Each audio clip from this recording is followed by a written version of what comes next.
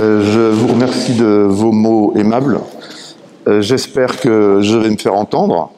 J'espère aussi que je ne vais pas vous ennuyer et provoquer des départs ou des endormissements ou encore des consultations trop fréquentes du téléphone. Donc je vous parle ce soir de l'abbé Peyramale. Donc je ne vais pas raconter à nouveau l'histoire des apparitions que vous connaissez tous, ni non plus je ne vais pas faire un portrait, une biographie de Sainte Bernadette, mais je vais vous parler de l'abbé Peyramale, donc, qui a été le curé de Lourdes au moment des apparitions. Et donc on va le voir, il a eu un rôle important à différents moments, au moment des apparitions bien sûr, et puis ensuite pour aider Bernadette à discerner sa vocation, et également un rôle dans le début de la construction des sanctuaires, qui aujourd'hui bien sûr n'ont plus aucun rapport avec ce que lui a édifié. Je veux dire par là qu'il y a eu moult évolutions, étapes et agrandissements. On n'entend pas très bien. Bon, je vais essayer je vais essayer de parler plus près pour me faire comprendre. Donc l'abbé Peyramale est né en 1811 dans un village sur la route de Pau, de Tarbes, pardon. Il est d'une famille de 10 enfants. Son père était médecin. Et donc ça veut dire que dans ce petit village qui avait à l'époque à peu près 500 habitants, le père, qui s'appelait Dominique Peyramale, était un notable, comme l'était le maire et le curé du village. Donc sur les 10 enfants, certains sont morts en bas âge, d'autres on a perdu la trace, et donc il y en a 3 qui, si on peut dire, sont passés à la postérité. C'est l'abbé Peyramale en tant que tel, un de ses frères qui était médecin et un autre qui était receveur des impôts. Et donc il a entretenu avec eux tout au long de sa vie une correspondance importante. À l'époque, le téléphone, etc., les mails, tout ça n'existait pas, et donc on écrivait des lettres. Et ces lettres, on les connaît, on les a conservées en archives, dans des archives privées, et donc elles permettent en fait de suivre à la fois la vie de l'abbé Peyramale et puis aussi le début des apparitions et la part que l'abbé Peyramale a prise aux différents sanctuaires qui vont se construire. Donc cet abbé Peyramale, dans un village où il n'y a ni école, ni même commerce d'ailleurs, reçoit sa première formation à la fois religieuse et on va dire scolaire par ses parents, par sa mère pour l'aspect religieux et la lecture, et puis par son père médecin pour le début de son éducation, on va dire, aux humanités. Il suit aussi des cours de latin avec le curé du village. Et puis quand il a l'âge de 12 ans, son père l'envoie dans ce qu'on appelait le petit séminaire de Saint-Pé. Donc à l'époque, les petits séminaires, qu'on appelait aussi les collèges épiscopaux, servaient en fait, on va dire, de pépinière au grand séminaire. C'est-à-dire que les élèves qui entraient dans ces petits séminaires faisaient des études classiques, mais aussi recevaient une formation religieuse et menaient une vie qui n'était pas une vie religieuse, mais une vie spirituelle déjà un peu développée. Et donc c'est justement dans ce petit séminaire que le futur abbé Peyramale, dès sa première année, donc dès la classe de 5e à 12 ans, a ressenti une vocation religieuse. Donc il va faire ses études au petit séminaire et ensuite, naturellement, il entre au grand séminaire qui la prépare véritablement au sacerdoce, donc au grand séminaire de Tarbes. Et dans ce grand séminaire, il va notamment, dans les dernières années, avoir pour professeur et supérieur l'abbé Laurence, qui ensuite deviendra évêque de Tarbes. Et donc l'abbé Peyramale, en fait, connaissait son futur évêque avant d'être prêtre, et connaissait l'évêque qui va reconnaître les apparitions depuis longtemps. Donc une fois qu'il est ordonné prêtre, là on est en 1835, une fois qu'il est ordonné prêtre, il va suivre un cursus, on va dire, classique, en ce sens que il suit les étapes, comme des milliers de prêtres à cette époque en France. Il est d'abord 3e vicaire, donc c'est-à-dire la 4e roue du carrosse, si on peut dire. Donc il est 3e vicaire à Vic en Bigorre. Donc c'est un petit bourg, et là il fait le catéchisme, il est aussi aumônier de l'hospice de Vic, et puis il commence aussi à faire des sermons, et, euh, et son premier sermon a été connu, enfin a été conservé même, c'est un sermon sur la charité. Alors pourquoi je souligne ce point? Parce que tout au long de sa vie, l'abbé Péramal a été considéré comme un saint prêtre, bien sûr, mais un prêtre à la très grande charité. Et même dans son enfance, et là on a beaucoup d'histoires qui nous racontent des anecdotes à ce sujet, on va dire qu'il ignorait, enfin sa main droite ignorait ce que donnait sa main gauche. C'est ce que disait un de ses frères. Hein. Donc il était très charitable, et même on peut dire parfois trop charitable. Hein. Pour ne donner qu'une anecdote, donc c'était quand il était encore enfant. Une fois, sa mère s'était acheté des sabots à la foire, des sabots neufs, voilà, pour les mettre quand les autres seraient vraiment terminés. Le jeune Marie-Dominique Péramal, le lendemain, les a donnés à une pauvre dame qui était en guenille, qui n'avait plus de chaussures, et donc sa mère n'était pas très contente, mais elle n'a pas été récupérer le cadeau qu'avait fait son fils. Hein. Donc c'est voilà, tout au long de sa vie, et on peut dire de sa carrière sacerdotale, et on dira deux, trois choses aussi à ce propos avec Bernadette, c'était un prêtre d'une grande charité. Une charité en acte, bien sûr, et pas simplement en parole. Donc il est vicaire à Vic en Bigorre. Ensuite, pendant 4 années, il est d'abord troisième vicaire, puis ensuite second vicaire, donc dans l'église Saint-Jean de Tarbes, donc en ville cette fois. Hein. Je ne vais pas développer ce qu'il a fait, mais il a fait quelques fondations intéressantes. Ensuite, en 1943, il est nommé cette fois curé d'Aubared. Là aussi, on a quelques informations intéressantes sur ce qu'il fait et sur sa façon de conduire sa paroisse. On va dire qu'il y a deux traits qui le caractérisent. On va dire une certaine autorité. Et donc, à une époque où le travail du dimanche était tout à fait proscrit, à juste titre, par l'Église, parfois il faisait un peu la chasse à ceux des paysans qui allaient travailler le dimanche dans les champs. Hein. Il est aussi très attentif à enseigner la foi aux enfants, et donc très attentif à ce que chacun suive le catéchisme.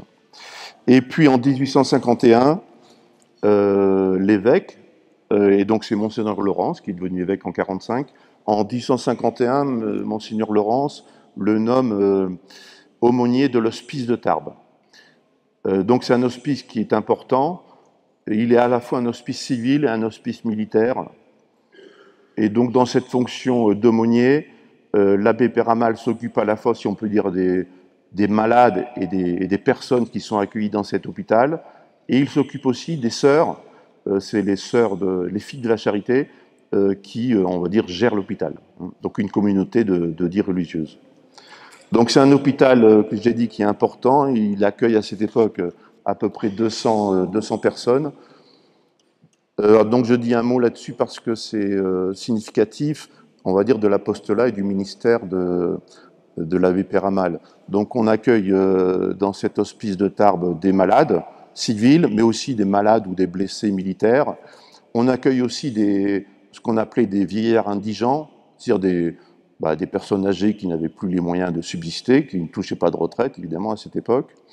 Mais cet hospice accueille aussi on va dire, des déficients mentaux qui sont en attente de trouver un établissement plus spécialisé, et accueille aussi des orphelins, donc des jeunes gens ou même des adolescents orphelins qui reçoivent plus ou moins une formation professionnelle avant de s'engager dans la vie.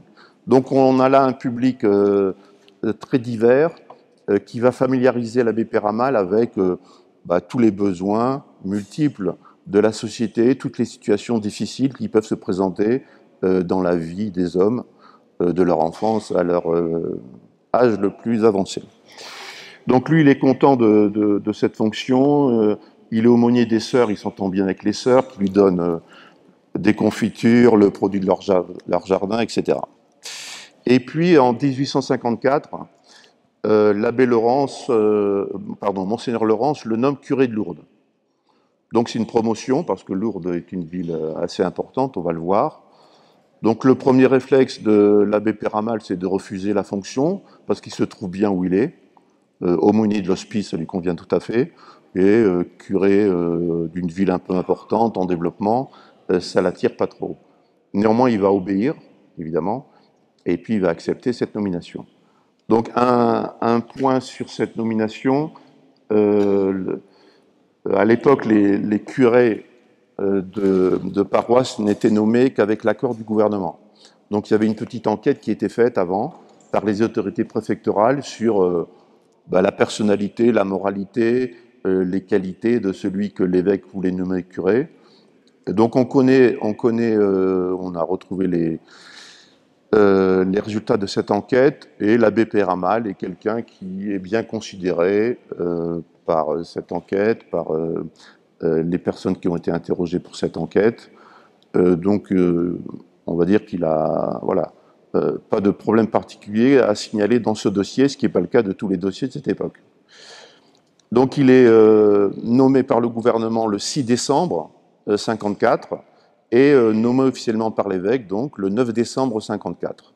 Et au milieu de ça, vous avez le 8 décembre 54, un événement très important dans l'histoire de l'Église. C'est le pape Pie IX qui proclame le dogme de l'Immaculée Conception. Et donc c'est, on va dire, un clin d'œil de la Providence de voir que le pape proclame le dogme de l'Immaculée Conception au moment même où l'abbé Péramal est nommé curé à Lourdes, où 4 ans plus tard, la Vierge va venir et finalement se révélera sous le titre de l'Immaculée Conception. C'est un point à signaler. Donc je vous l'ai dit, Lourdes, pour l'abbé Péramal, finalement c'est une promotion, parce que Lourdes c'est une ville qui est en plein développement à cette époque. Donc elle a à peu près 4000 habitants. C'est un chef-lieu de canton. C'est une ville où il y a une centaine de commerces. Il y a plusieurs médecins, des chirurgiens, des pharmaciens. Il y a une garnison militaire, une garnison de gendarmerie, un tribunal avec un procureur impérial, qui posera d'ailleurs quelques problèmes à Bernadette, on verra.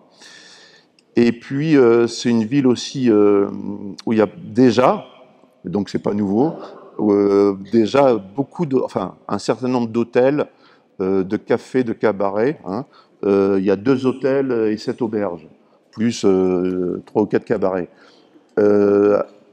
Et donc cet équipement qui est important pour une petite ville de 4000 habitants s'explique par le fait que Lourdes est une ville déjà de passage, en ce sens que les gens venus de toute la France d'ailleurs, qui vont prendre les eaux thermales dans les stations environnantes de montagne, souvent s'arrêtent à Lourdes, à l'aller ou au retour. Donc c'est, on va dire, une sorte de carrefour, Lourdes. Alors sur le plan religieux, il n'y a qu'une paroisse dédiée à Saint-Pierre, dont l'abbé Péramal devient curé. Et puis il y a une communauté de sœurs, ce sont les Sœurs de la Charité de Nevers, qui s'occupent de l'école pour filles et qui s'occupent aussi de l'hospice. Et puis il y a une communauté des frères, les frères des écoles chrétiennes, qui eux s'occupent de l'école pour garçons. Alors l'abbé Péramal est secondé par 3 vicaires, parce que c'est une communauté importante, 4000 habitants. Donc 3 vicaires, et certains, notamment l'abbé Pomian, vont jouer un rôle important dans les premiers temps de l'apparition, on va le voir.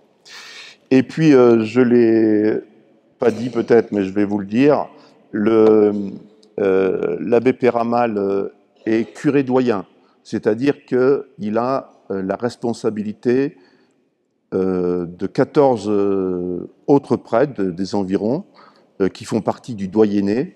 Et donc, en tant que doyen, il est en quelque sorte l'intermédiaire entre ces curés et l'évêque. Il est aussi chargé, on va dire, de les surveiller, de les remettre dans le droit chemin si c'est nécessaire. Et il organise pour eux, mais dans tout le diocèse c'est pareil, il organise des conférences ecclésiastiques pour leur donner une sorte de formation continue. Et puis il a une autre responsabilité, il est chargé de veiller là aussi à la bonne formation des nouveaux prêtres. Donc une fois qu'on est prêtre à cette époque, on est prêtre évidemment pour la vie, mais on estime qu'il faut parfaire sa formation. Et donc à cette époque, dans le diocèse de Lourdes, mais dans beaucoup d'autres diocèses, les jeunes prêtres doivent continuer à étudier et subissent un examen tous les ans pendant 5 ans. Et donc l'abbé Péramal est chargé d'organiser, de veiller à ces examens des jeunes prêtres. Et donc ça lui pose pas trop de problèmes. Un, parce que lui-même, même si c'est pas un grand théologien ou un intellectuel, est quand même depuis qu'il est prêtre, un homme qui lit la théologie, les pères de l'Église, etc. On en a des témoignages très clairs. Et aussi parce que c'est un homme d'autorité, et donc il sait faire son travail de curé doyen. Alors j'insiste sur cette fonction parce que elle aura un rôle, une incidence sur les premiers temps des apparitions, on va le voir. Donc ces apparitions, vous le savez, commencent le 11 février 58. Donc vous connaissez tous Bernadette, je ne vais pas insister sur sa personnalité, je vais simplement citer quelque chose qu'elle a dit elle-même, donc ça résume tout à fait ce qu'elle était, et ça montre à la fois sa modestie et son humilité. Donc c'était parmi les interrogatoires qu'elle a subis de la part des autorités civiles dans les premiers temps. On lui a demandé de se présenter, elle s'est présentée de cette façon. Bernadette Soubirous, âgée de 13 ou 14 ans. Donc elle n'était même pas sûre de sa date de naissance. Voilà.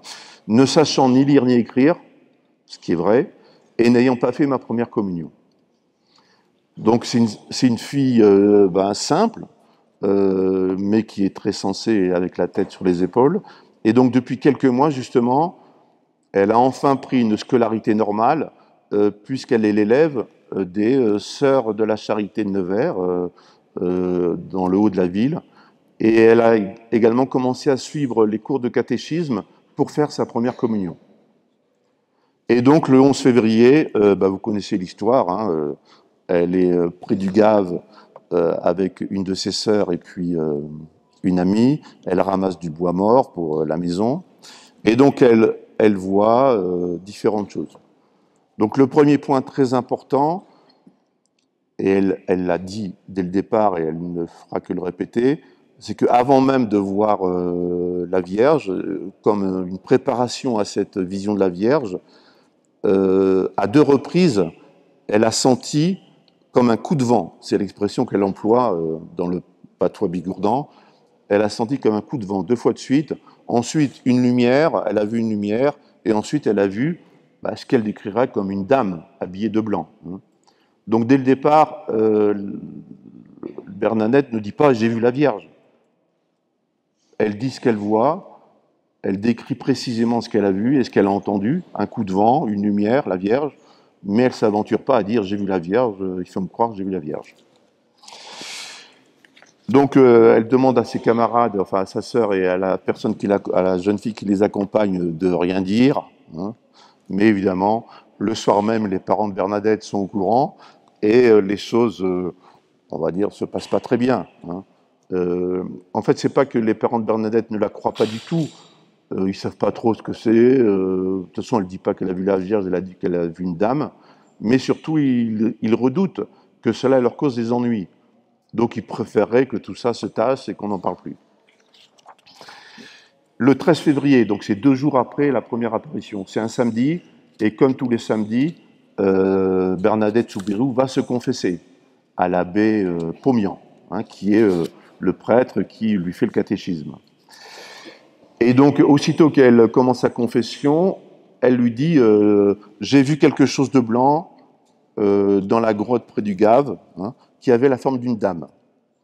Donc l'abbé Pomian, qui la connaît depuis quelques mois maintenant, s'interroge et lui demande de raconter en détail ce qu'elle a vu.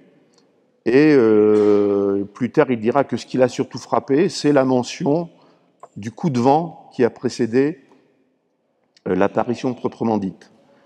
Lui, ça lui a fait penser de suite au coup de vent dont parlent les Actes des Apôtres au moment de la Pentecôte. Vous vous souvenez tous de cette scène où la Vierge Marie et les apôtres sont réunis au Cénacle, comme on dit, et donc avant la langue de feu, avant la descente de l'Esprit Saint, il y a eu un coup de vent. Et pour l'abbé Pomian, la similitude des choses, enfin des expressions plutôt, est frappante, en ce sens que il se demande comment, si vraiment Bernadette avait voulu copier les actes des apôtres, ce que disent les actes des apôtres, comment elle aurait pu inventer ça, puisque elle connaissait pas, elle ne savait pas lire. Il est frappé par l'assurance de la jeune fille, qui très tranquillement lui raconte ça. Donc elle n'est pas excitée, convaincue d'avoir une apparition. Elle dit ce qu'elle a vu. Elle n'est pas agitée. Enfin voilà, il est frappé à la fois de ce qu'elle soit sûre d'elle et en même temps qu'elle soit très calme. Donc il dit pas son opinion, mais il lui demande s'il peut en parler à l'abbé Péramal. Et donc Bernadette, bien sûr, l'autorise à parler à l'abbé Péramal de ce qu'elle a vu. Donc le soir même, l'abbé Pomian en parle à l'abbé Péramal. Donc plus tard, l'abbé Pomian dira que l'abbé Péramal n'a pas trop réagi, est resté plutôt indifférent. Et il a dit, il faut attendre. Il faut attendre s'il y aura d'autres manifestations, de quoi il s'agit, etc. Mais l'abbé Péramal lui-même dira que, même si à l'époque il n'est pas encore évidemment convaincu que c'est la Vierge, il dira qu'il a quand même été lui aussi frappé par l'expression coup de vent, par le fait que ce phénomène ait précédé l'apparition proprement dite. Donc la deuxième apparition se passe le 14 février, c'est un dimanche.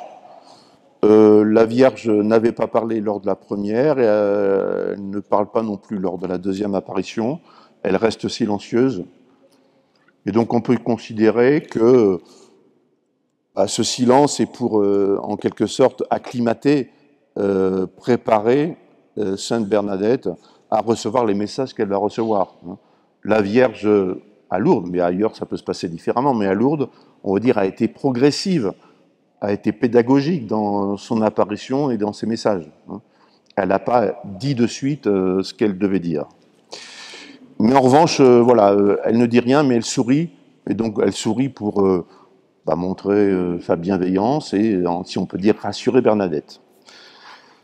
Troisième apparition, donc le 18 février, et là, pour la première fois, la Vierge parle. Donc vous savez, elle a toujours parlé à Bernadette, non pas en français, langue que Bernadette connaissait mais maîtrisait peut-être mal, mais elle lui a parlé en patois bigourdan, dans le langage dont Bernadette était familière. Et donc dans ce premier message, elle demande, la Vierge demande, elle ne dit pas « viens ici tous les 15 jours », elle demande si elle accepte de bien vouloir venir pendant 15 jours. Donc trois autres apparitions se suivent, 19, 20, 21 février, des apparitions sans message, mais où la Vierge sourit. Et je ne l'ai pas signalé, mais vous le savez, dès la première apparition, Bernadette disait le chapelet, et si on peut dire, la Vierge Marie ne disait pas le chapelet avec elle. On voit mal la Vierge Marie dire « Je vous salue Marie ». Mais la Vierge Marie accompagnait Bernadette dans sa prière, notamment par un chapelet qui est décrit dans l'apparition dès le premier jour. Donc évidemment, les apparitions ont commencé à se répandre, et donc là, dans les premiers jours où on est, 4-5e jour, à chaque fois, il y a une centaine de personnes présentes. Donc ça devient un phénomène non plus personnel, mais un phénomène qui va commencer à concerner toute la population. Le 21 février, Bernadette, donc après l'apparition, est interrogée par l'autre vicaire de l'abbé Péramal, l'abbé Penn. On peut penser que c'est l'abbé Péramal qui lui a dit va un peu questionner Bernadette, là, qui continue à avoir soi-disant des visions. Lui aussi est frappé par la simplicité, la modestie de Bernadette. Et puis ce jour-là aussi, pour la première fois, Bernadette est interrogée par le commissaire de police, qui s'appelait Jacomet.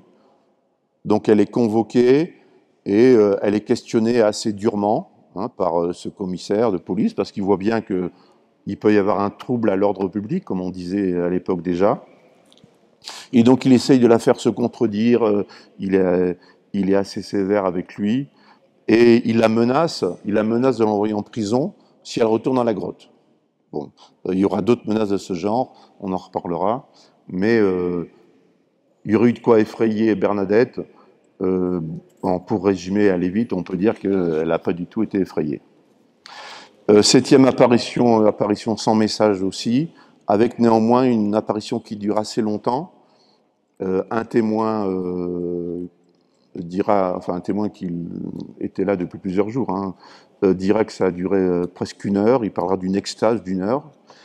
Et on pense, mais là c'est difficile à déterminer, et on ne le saura sans doute jamais, on pense que c'est peut-être dans cette apparition-là,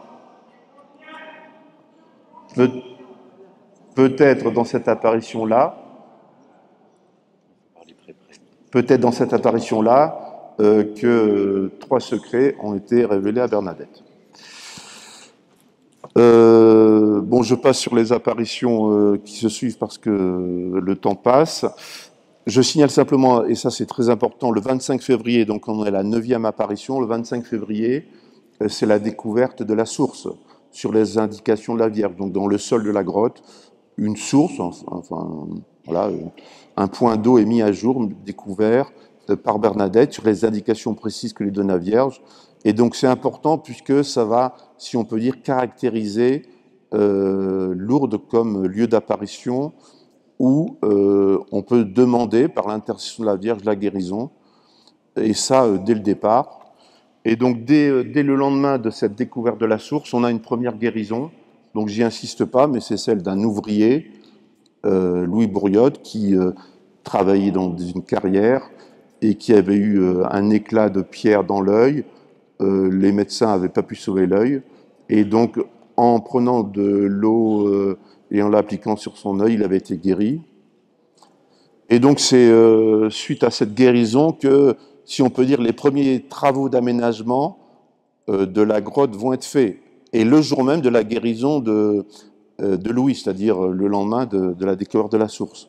Donc, avec quelques camarades ouvriers des carrières, ils vont commencer à aménager un peu le chemin qui mène à la grotte pour que ce soit plus facile pour y accéder.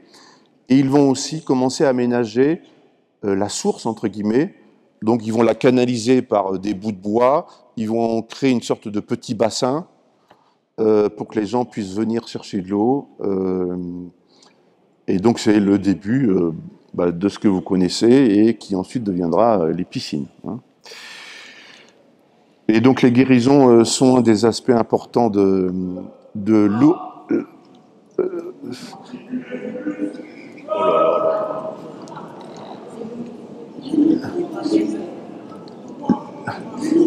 Les guérisons sont un des aspects importants, des apparitions de Lourdes dès le départ. On en reparlera. Donc le 2 mars, date très importante, le 2 mars, 13e apparition, avec une foule importante qui est sur les lieux, plus de 1500 personnes. Et donc cette fois, la Vierge délivre un message direct que Bernadette doit transmettre. Donc elle lui demande, allez dire au prêtre qu'on vienne ici en procession et qu'on bâtisse une chapelle. Donc 2 demandes. Et donc Bernadette ne sait pas trop à qui s'adresser. La Vierge a dit au prêtre de qui il s'agit. Donc elle va voir son confesseur, qui est le prêtre qu'elle connaît le mieux, l'abbé Pomian. Et l'abbé Pomian reçoit le message, mais lui dit là il faut en parler à l'abbé Péramal, il faut en parler au curé. C'est pas moi qui peux décider de ça. Donc Bernadette va aller voir l'abbé Péramal le jour même. Elle ne l'a jamais rencontré, c'est-à-dire elle l'a déjà vu bien sûr à la messe, à l'église paroissiale, mais elle n'a jamais eu de rapport direct avec lui. Elle connaît l'abbé Pomian qui lui fait le catéchisme, qui l'écoute en confession, mais elle n'a jamais parlé à l'abbé Péramal, et elle se méfie un peu de ses réactions. Elle sait qu'il est assez autoritaire, donc elle se fait accompagner par une de ses tantes et par une autre personne. Et donc cette première rencontre entre Péramal et Bernadette, on va dire, se passe assez mal du côté de l'abbé Péramal. Donc il l'aborde assez abruptement en lui disant « Alors, tu vois la Vierge ?» Alors dans sa grande simplicité, elle dit j'ai jamais dit que c'était la Vierge. Je vois une dame, mais j'ai jamais dit que c'était la Vierge. » Et donc il lui dit bah alors si c'est pas la Vierge, c'est qui cette dame? Et elle répond bah je ne sais pas. Donc à deux reprises, il va la traiter de menteuse, donc il met en doute ce qu'elle dit. Et puis par rapport à la demande qu'elle lui fait d'organiser une procession, il répond que bah, c'est pas à lui à décider d'organiser des processions, c'est l'évêque qui peut décider de ça. Donc l'entretien s'est pas très bien passé, on va dire. Par la suite, Bernadette se rend compte qu'elle a oublié la deuxième demande, c'est-à-dire la construction d'une chapelle, et donc elle retourne voir l'abbé Péramal. Donc deuxième rencontre, et là pareillement l'abbé Péramal lui fait pas un très bon accueil. Il lui dit, bah alors, cette dame-là qui veut qu'on construise une chapelle, qui c'est? Et donc, il dit à Bernadette, eh ben, si tu veux qu'on commence à envisager une procession, une chapelle, il faudrait déjà qu'elle dise son nom. Donc, demande-lui son nom, et ensuite, viens me le dire. Donc, Bernadette, bien sûr, va insister auprès de la Vierge pour obtenir, on va dire, la révélation de son identité. Donc à cette époque, l'abbé Péramal est partagé entre plusieurs sentiments. Soit c'est une illusion, et donc en tant que prêtre, il ne peut pas encourager une illusion. Soit s'il y croit trop vite, on va l'accuser d'être imprudent. Et puis il sait bien que de toute façon, c'est à l'évêque du diocèse de décider si une apparition est authentique ou pas, et il le fait à cette époque, après avoir fait une enquête, organisé une commission. Donc d'autres apparitions ont lieu. À chaque fois, je n'insiste pas sur le détail de chaque apparition, mais à chaque fois Bernadette demande à la Vierge de son nom, puisque c'est ce que veut le curé Péramal. Et à chaque fois, la Vierge ne répond pas, mais sourit.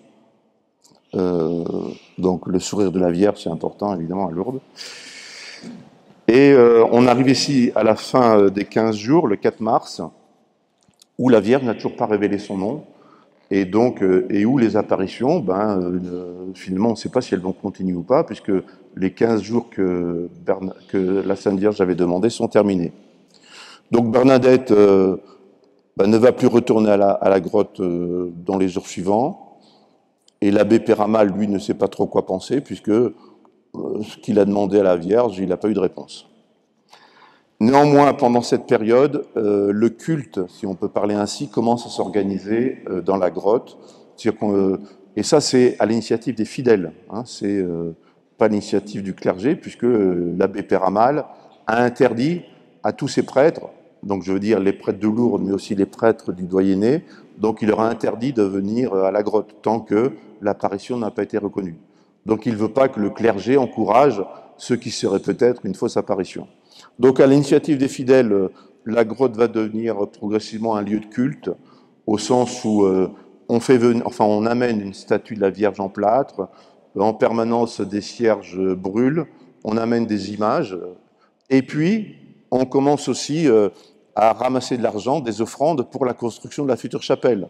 Donc dans cette grotte de Lourdes, dans cette période, on a une sorte de caisse où les gens déposent de l'argent, et en attendant que la chapelle puisse commencer à être construite. Donc bien sûr, l'abbé Péramal a informé l'évêque des événements qui se déroulaient. Soit il l'informe par des courriers, dont on connaît certains, soit par des visites qu'il lui rend à Tarbes. Arrive le 25 mars, donc fête de l'Annonciation. Et donc ce jour-là, Bernadette dira qu'elle s'est sentie attirée par la grotte. Donc c'est la première fois que ça lui est arrivé depuis la fin de la quinzaine. Donc c'est dans la nuit qu'elle se sent attirée à la grotte, et donc elle y va, et elle y est à 5 heures du matin. Donc 25 mars à 5 heures du matin, et évidemment c'est la nuit noire.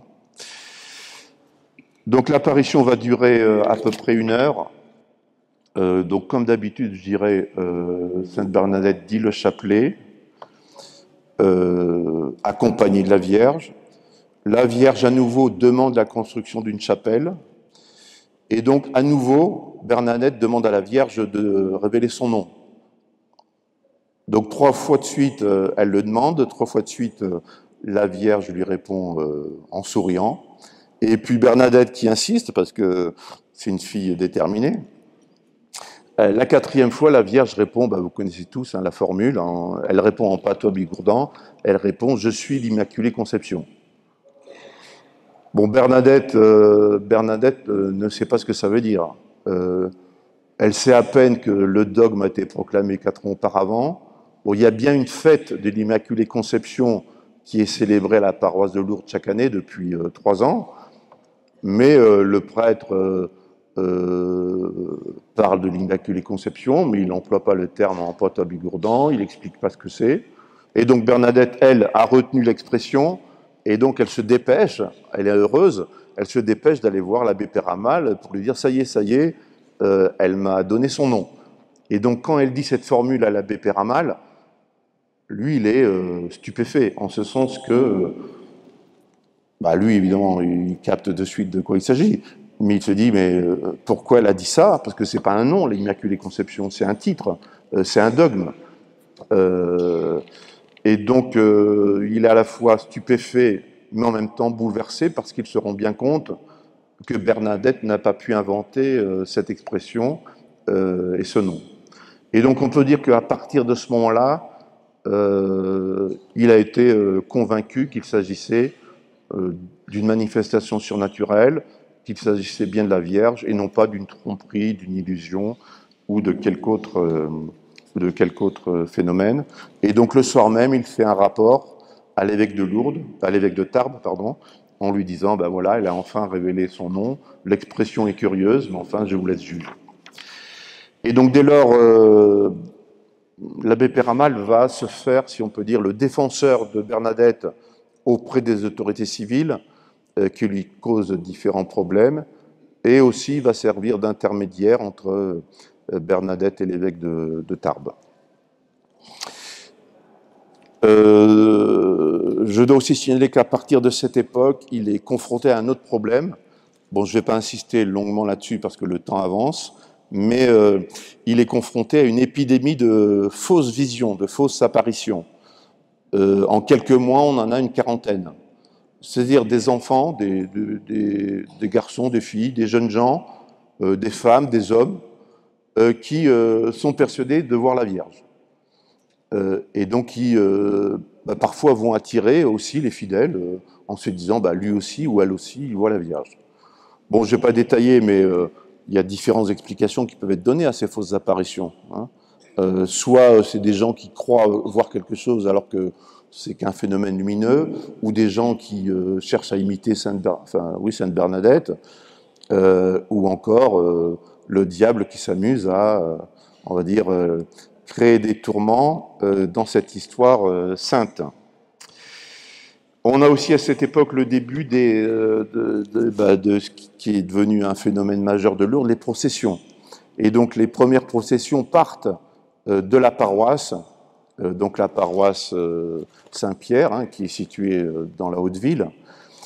Première procession le 7 mai, et donc elles sont, on va dire qu'elles ne sont pas autorisées par Monseigneur Péramal, mais il les laisse s'organiser. Bon, ça posera des problèmes par la suite, mais on en reparlera peut-être. Le 8 juin, le préfet de Tarbes, devant à la fois l'épidémie des fausses apparitions et puis le nombre grandissant des gens qui viennent à la grotte, même s'il n'y a plus d'apparitions à cette époque, fait fermer la grotte, donc avec une palissade, interdire l'entrée de la grotte, et donc les gens qui s'approcheraient de trop près, même s'ils n'essayent pas de franchir la palissade, reçoivent une contravention, une amende. Donc c'est un point à signaler important parce que la dernière apparition a lieu le 16 juillet 58, c'est la fête de Notre-Dame du Mont-Carmel, et Bernadette ne va pas pouvoir entrer dans la grotte, bien sûr, puisqu'il y a la palissade. Donc elle est de l'autre côté du Gave, comme la première fois, si on peut dire, et elle elle va voir la Vierge, malgré les obstacles matériels qu'il y a devant. Donc dans cette ultime apparition, la Vierge reste silencieuse, ne délivre pas de nouveaux messages. Et donc quand à la fin de cette ultime apparition, on lui demandera est-ce qu'elle a dit quelque chose, elle a dit non, mais je ne l'ai jamais vue aussi lumineuse qu'aujourd'hui. Ceci dit, Bernadette ne savait pas que c'était la dernière fois, et personne ne savait que c'était la dernière apparition. Donc on peut dire qu'à partir de ce jour, la mission de Bernadette est terminée. En revanche, la mission de l'abbé Péramal commence, puisqu'il va avoir un rôle important de différentes manières. Et donc là, je vois qu'il faut que je me dépêche de finir. Donc, d'une part, pour organiser ce qui va être les pèlerinages, pour également faire en sorte que les apparitions soient reconnues. Donc il insiste auprès de l'abbé de Monseigneur Laurence pour qu'une commission d'enquête soit créée. D'autres évêques qui viennent dans la région prendre les eaux thermales, eux aussi cherchent à rencontrer Bernadette. Ils rencontrent aussi l'abbé Péramal et aussi vont insister auprès de Monseigneur Laurence pour qu'il ouvre une enquête pour établir la véracité des faits. Donc Monseigneur Laurence va s'y décider au mois de juillet. Et donc, il crée une commission. J'insiste pas sur la composition de cette commission, mais il y a plusieurs chanoines, plusieurs professeurs de séminaire et supérieurs de séminaire, et il y a l'abbé Péramal dans cette commission. Donc cette commission a un quadruple travail. Alors je les cite dans l'ordre parce que c'est important pour bien comprendre ce qui est en jeu à cette époque. Donc la première mission de cette commission, c'est d'enquêter sur les guérisons, qui sont nombreuses, qui continuent. Donc savoir si c'est des guérisons surnaturelles, définitives, ou si c'est des guérisons, on va dire, qui pourraient s'expliquer par des causes naturelles. Donc 1, les guérisons. 2, les apparitions. Est-ce que c'est bien la Vierge qui est apparue? Comment? Combien de fois? Troisièmement, les messages.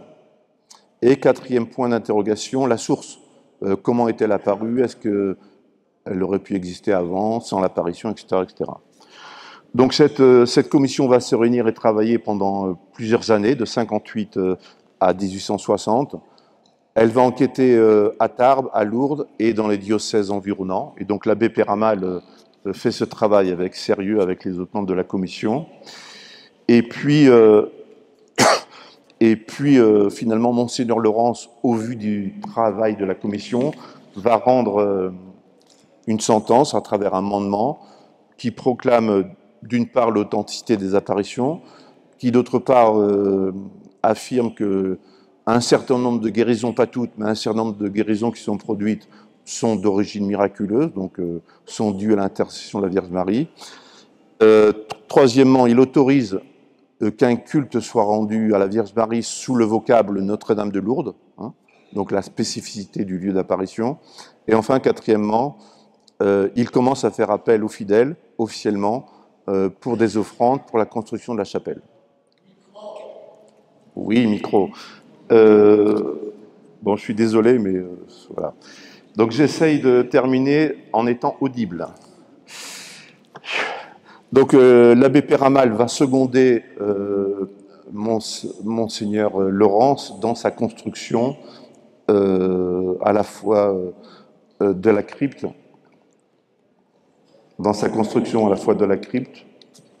et de la chapelle située au-dessus de la crypte. En ce sens que, bien sûr, le responsable final des travaux, c'est Monseigneur Laurence. Il va choisir un architecte, il va choisir un chef des travaux, mais c'est l'abbé Péramal qui va superviser d'une part l'achat de la grotte et des terrains environnants, les premiers aménagements de la grotte, la construction de la crypte et de la chapelle qui est devenue aujourd'hui la basilique de l'Immaculée Conception. Donc l'abbé Péramal a un rôle important dans la construction, on va dire, du premier sanctuaire.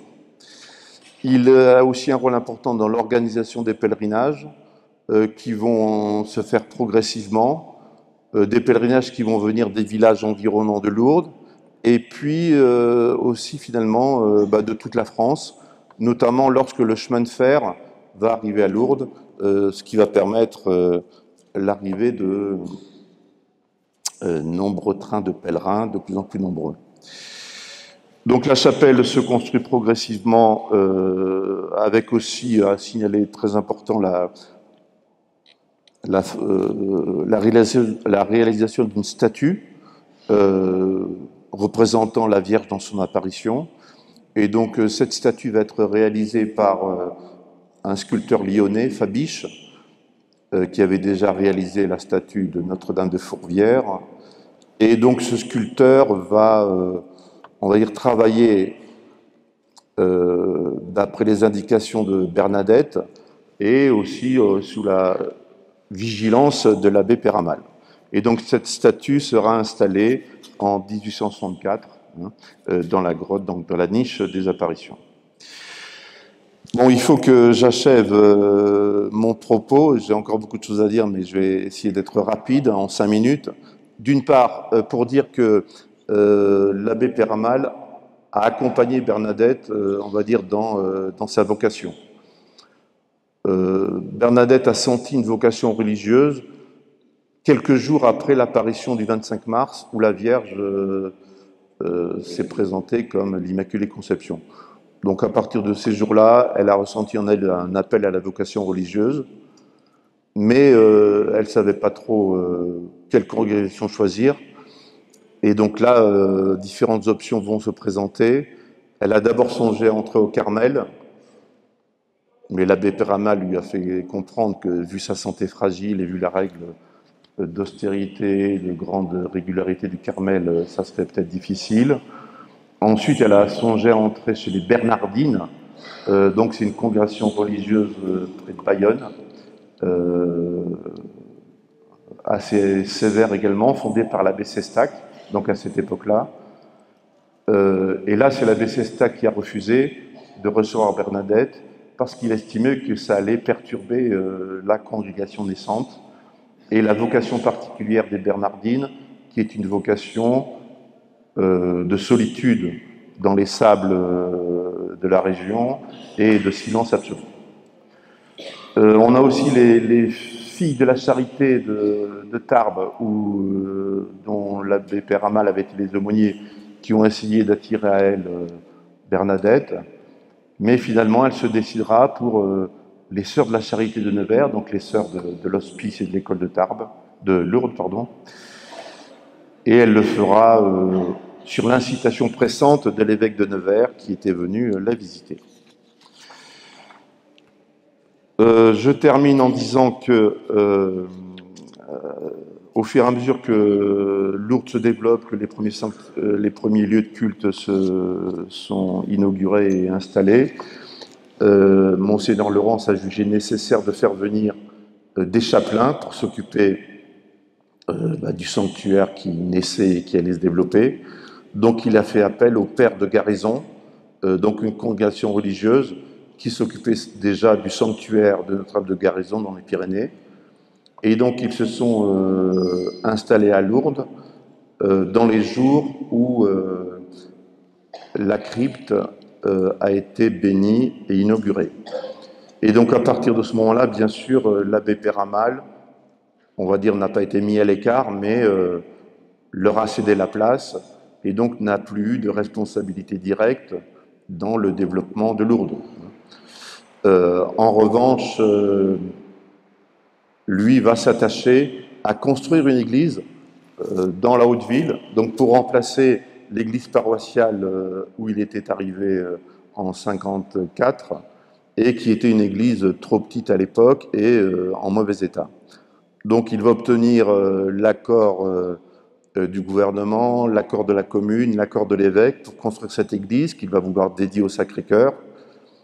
Mais bien sûr, ça va poser quelques frictions avec les pères de Garrison qui, eux, construisent la chapelle qui deviendra la basilique de l'Immaculée Conception et ensuite vont construire une autre basilique, la basilique du Rosaire, que vous connaissez bien.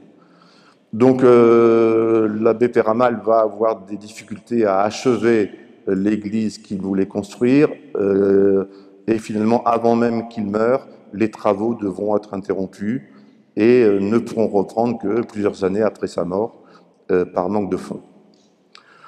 Bon, ceci dit, l'abbé Péramal est bien sûr une figure importante dans l'histoire de Lourdes par toute l'aide qu'il a apportée à la fois à Bernadette, à l'évêque et au développement des sanctuaires. Et je vais terminer cette conférence, d'une part en m'excusant pour la qualité technique, mais voilà, du micro, et deuxièmement en remerciant l'abbé Duhard qui a été curé de Lourdes jusqu'à il y a quelques années, et qui m'a demandé d'écrire cette biographie, parce qu'il voulait que la mémoire de celui qui avait fondé l'église du Sacré-Cœur, donc la mémoire de son lointain prédécesseur, ne tombe pas dans l'oubli, parce qu'on peut dire que dans cette histoire extraordinaire de Lourdes, bien sûr, l'abbé Péramal a été un serviteur à la fois de l'Église et de la Vierge Marie.